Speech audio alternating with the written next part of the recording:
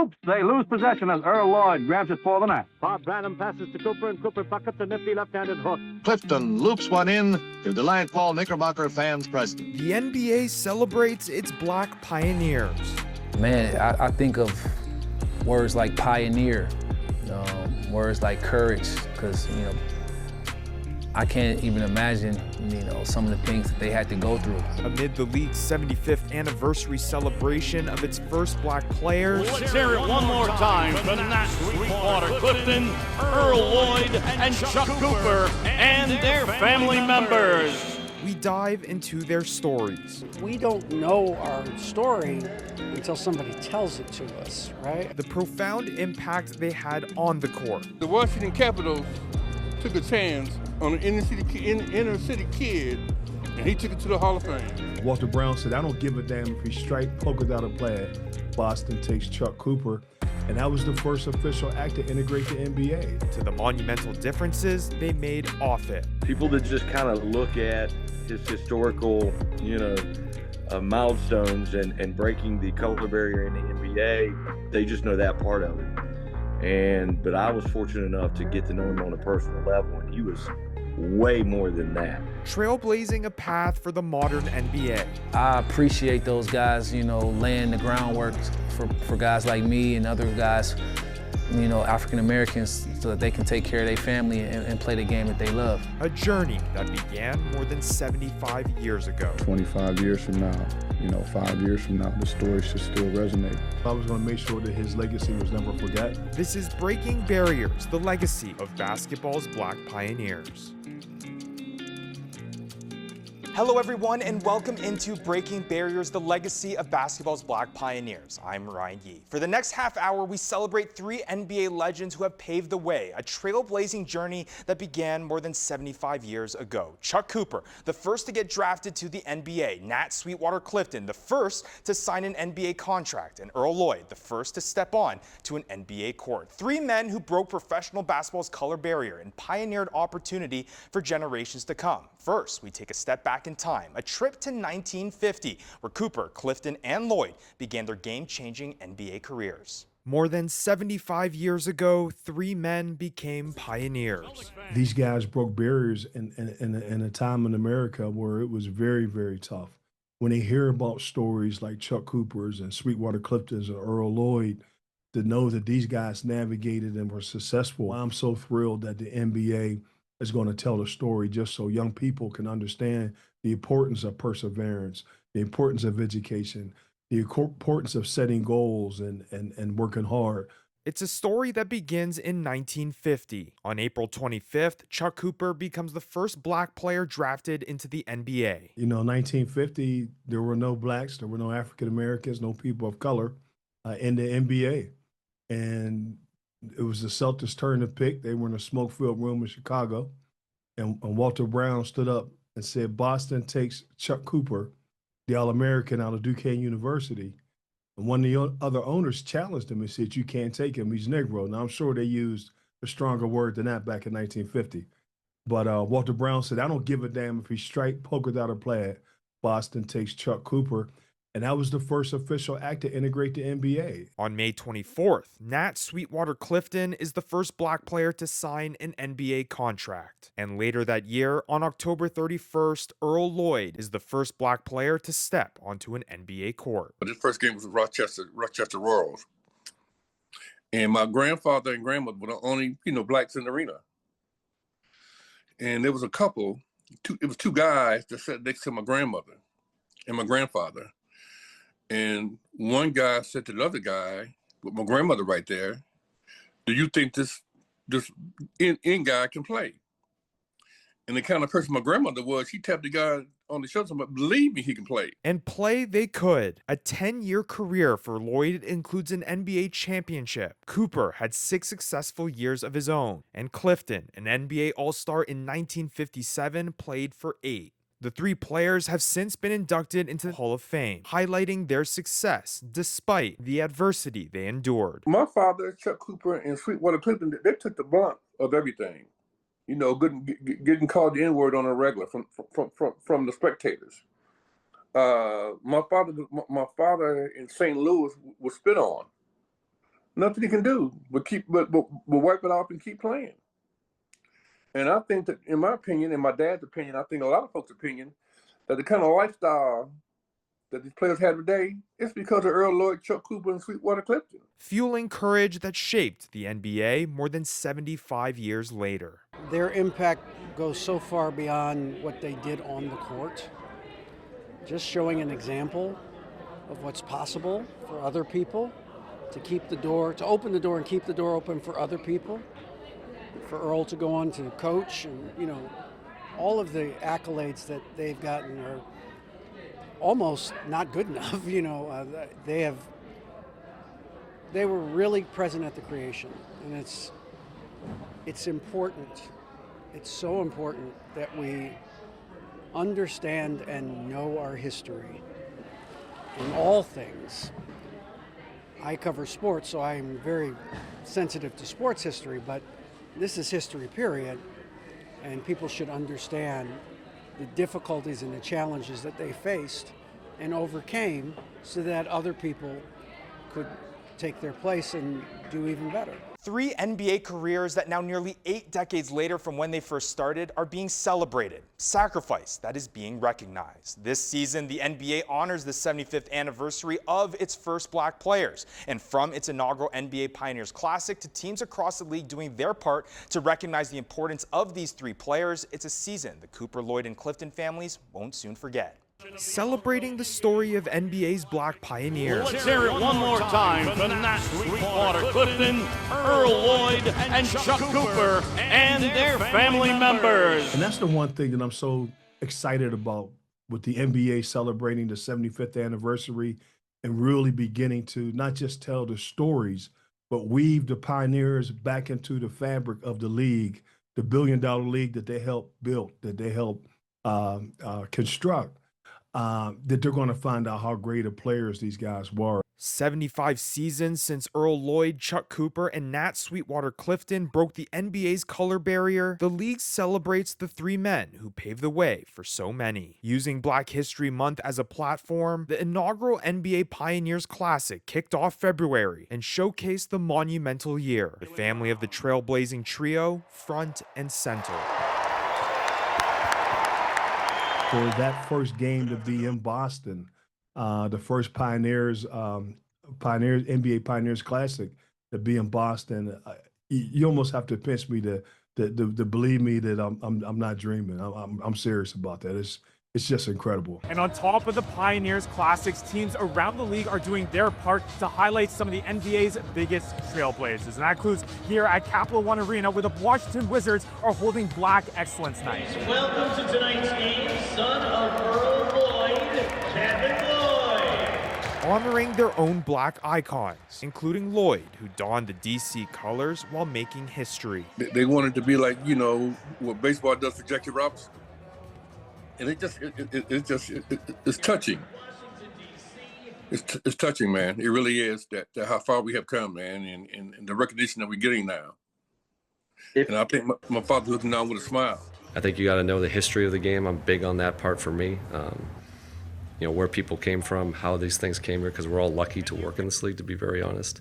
But there's a lot of people who sacrificed a lot of things for us to get here, and if we can step back and reflect and recognize those people, I think that's really important. Celebrating 3 Hall of Fame careers that meant so much more. The Washington Capitals took a chance on an inner city kid, and he took it to the Hall of Fame.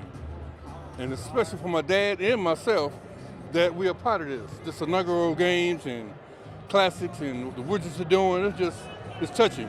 With the hope their story will live on for another 75 years and beyond. We're just so grateful that, the NBA, under the leadership of Commissioner Silver and the NBA Players Association with Andre Iguodala, that they're going to really begin to tell the stories of these great pioneers. So the fans, the players, and all the stakeholders of the NBA will get a chance to appreciate what these guys contributed to, in my humble opinion, the greatest game in the greatest league in the world. Coming up, the lasting impact of the NBA's Black Pioneers extends way past the pro scene. How they have left their mark at the college level and beyond. Next, when Breaking Barriers, the legacy of basketball's Black Pioneers returns.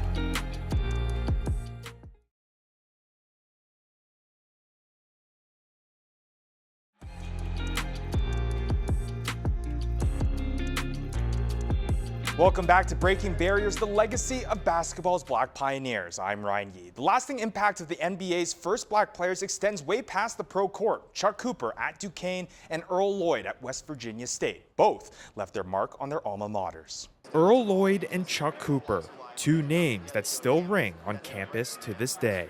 When you bring up Chuck Cooper's name, that's a legend here in this town. What other school, what other basketball program can say you have the first African-American to ever play in the NBA? Duke, Kentucky, UCLA, name them all. Name any big school you want to. None of them can say that. And so only West Virginia State University can say that. So, he's a huge part of our tradition and our program and always will be. Before entering the NBA, Earl Lloyd was at West Virginia State University. Chuck Cooper at Duquesne. Both graduated in 1950. Both have left their mark. With me being an African-American coach here at this university, I'm literally standing on his shoulders, something he sacrificed for, that he earned, that he put his blood, sweat, and tears into. And every day, I have the opportunity, with my office being right here in the arena, the games we play here, we practice here, we walk into Chuck Cooper Fieldhouse. So his name rings out every single day. He was really big on this campus, and I'm just so fortunate to have known him for the years that I did. For the programs who Lloyd and Cooper represented proudly, it is now their alma maters who do the same. You have to take pride in, just what this program means to the city, to basketball, right? And like I said, it starts with him, because he carried that torch a long way.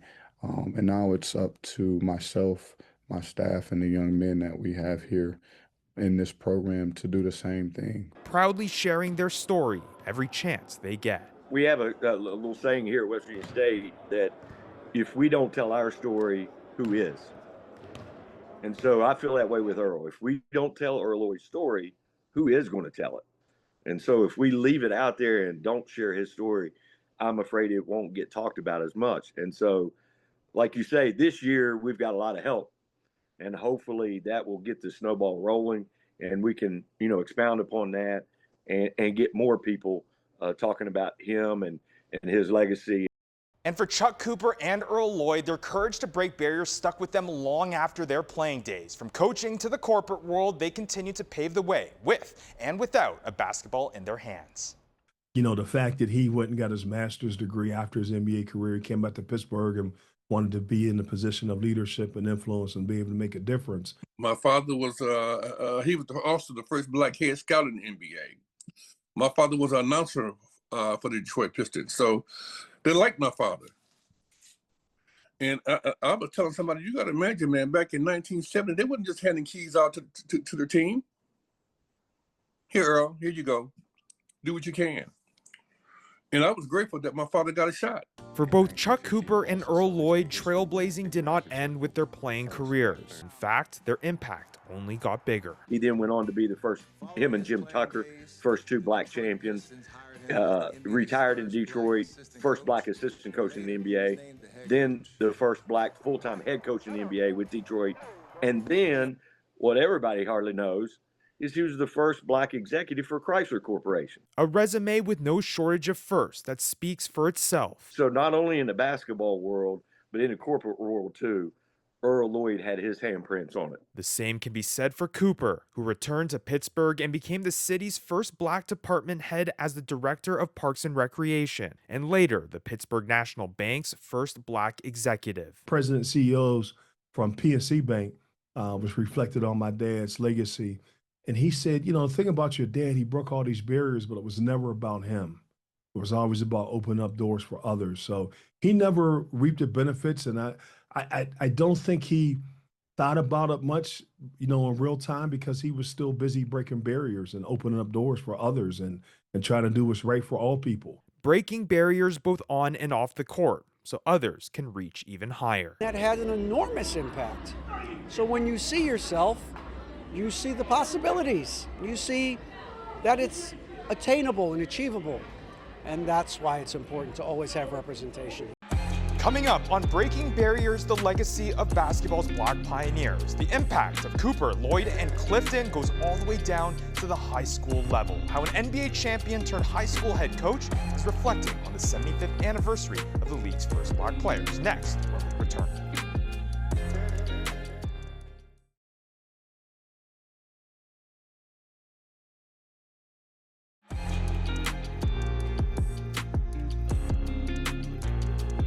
And in the conversations we've had with those around the three pioneers, Cooper, Lloyd, and Clifton's courage has stuck with generations of current and former NBA players. In fact, it's made an impact all the way down to the high school level, where NBA champion turned high school coach Norris Cole embraces the opportunity that he understands would not have existed 75 years ago if it wasn't for the three icons.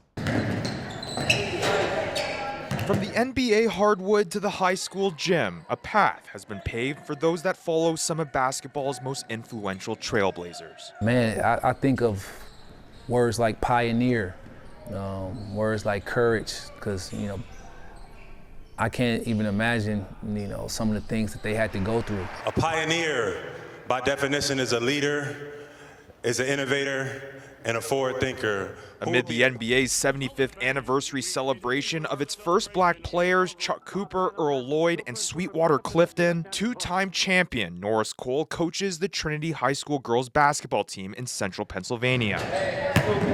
Taking a moment to reflect on the opportunity that only exists because of the pioneers who came before him. Me even coaching at a Catholic private school is, back in the day, was unheard of. But because those barriers were broken, I had the opportunity to be able to even coach at a school like this. Recognition in a monumental year during an important time that he and his fellow NBA colleagues hope to spread. You can't overstate it. That's why it's important to honor the pioneers from the past and understand we don't get these opportunities if somebody don't, stand up and take the licks first. And it's not something that can be overlooked. It can't be overlooked. We can't talk about it enough. To help carry on a legacy that has allowed Cole and so many others to do what they love most. I appreciate those guys, laying the groundwork for guys like me and other guys, African Americans, so that they can take care of their family and play the game that they love. Coming up, we talk about what's next. Players, coaches, family members share how we can celebrate while advancing the legacy of Chuck Cooper, Earl Lloyd, and Nat Sweetwater Clifton. Don't go anywhere. Breaking Barriers, the legacy of basketball's Black pioneers. We'll be right back.